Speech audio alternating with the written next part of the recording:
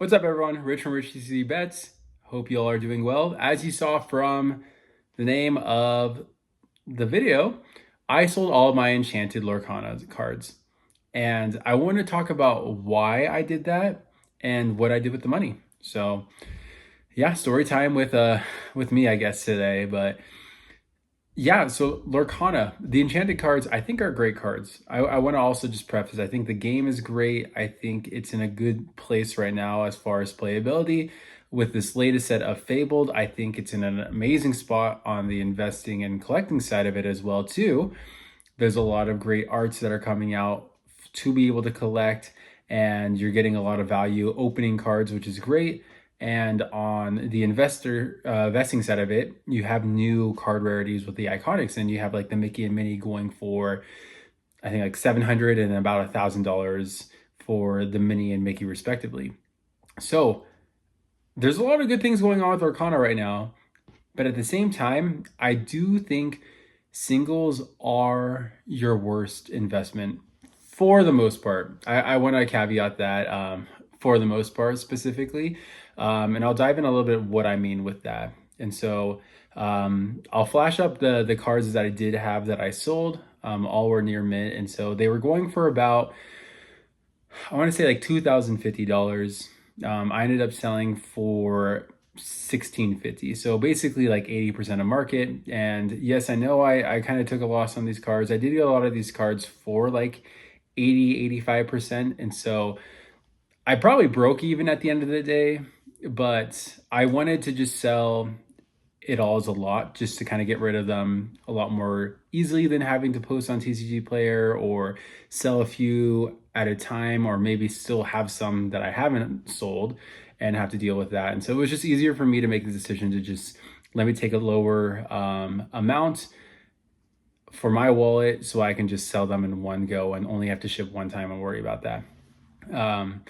But yeah, the main reason I wanted to sell them was, like I said, there's just too much volatility happening in the singles market. And this isn't just a Lorcana exclusive thing, but with the game being so young, there's a lot of shifts happening with this. For those of you that have been following the Lorcana scene, you know that rotations have happened, that sets 1 through 4 have been rotated out. And with that, we have seen a new meta, which is good for the game. But with that, we've seen like enchanted cards kind of going through the roof, like some that we never expected. First off, like second star to the right, this is a card, and I'll flash the charts here. At release was going for around $40 for about 4 months, and then started to drop all the way down to probably closer to $25. And that's where this enchanted was expected to stay. And then all of a sudden, we just saw an incredibly high jump. And so in the last 3 months, this card has grown 150+% because it's now playable in the new rotation. And not that it's now playable, but there's just other cards that were just out there that were better. I'm not going to try to say any, just because I am not one to say that I know the meta or know the card game super well. But with a lot of cards getting rotated out in sets 1 through 4, it has made room for a second star to the right. And with that, we now see it going for around $67. This one happened pre rotations, but on the other side of it, we have something like Tamatoa. Tamatoa was about $300 pre-release, and then it shot up to around $400. And it was like the card just because Tamatoa was incredibly good in the game. It meshed really well with Maui Half Shark, which I love just because both are Moana themed. But then we had a couple cards get banned, especially on the Sapphire side of things. And this card just kind of instantly tanked, in so much that it went from about $400 to the market right now is like $260 in just a matter of a couple months. But if you take a look at TCG Player, like there are almost like a half page full of cards you can get for cheaper than that, with the cheapest being a near mint. And it's not a verified store, but it's someone with 100% reviews, 59 sales for $210. And so basically it's been cut in half just because the card is just not as dominant as it used to be.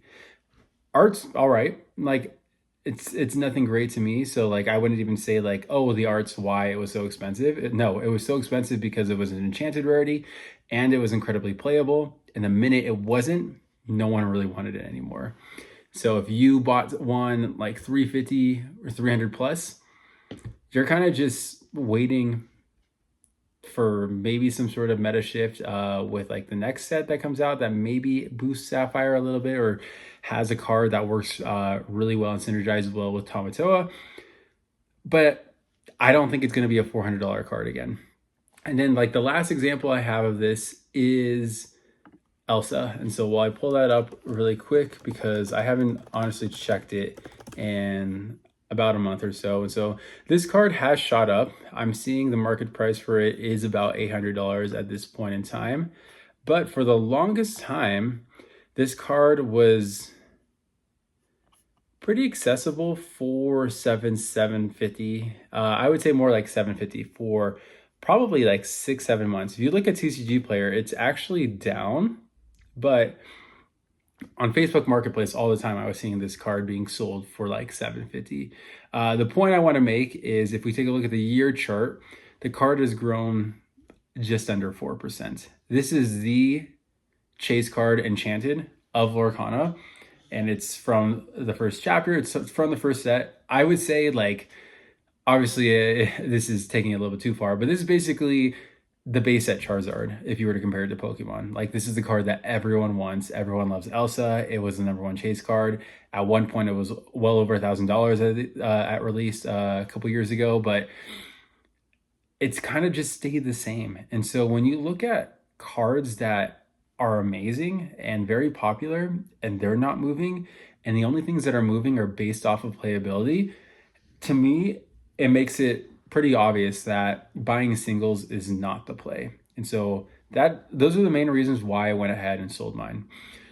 But to answer what I said earlier, what am I doing with the money? Well, as you know, I do invest in both Pokemon and Lorcana. So I'll say a lot of the money went to like paying off credit cards. We took a trip, so just paying off that, just bills and stuff like that.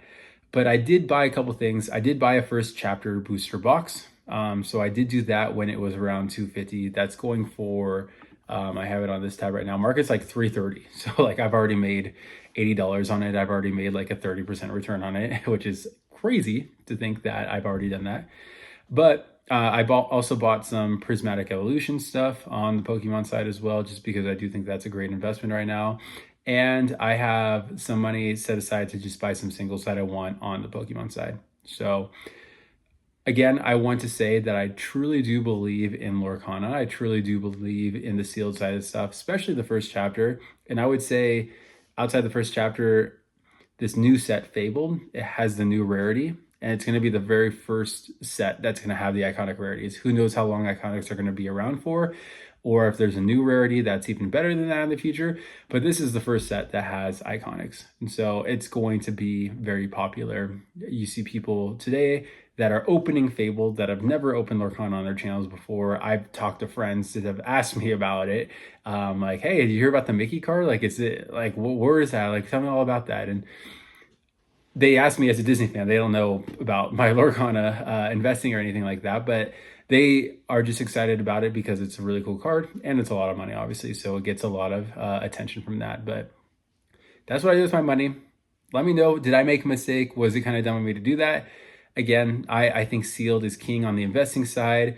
And like I said, I wanted to just put that money in other places that I thought would perform better and towards things that I was more interested in, like on the Pokemon side with singles and stuff. But yeah, let me know your thoughts. Curious on what you think, but just wanted to share those news with you, and I'll see you all in the next video. Take care.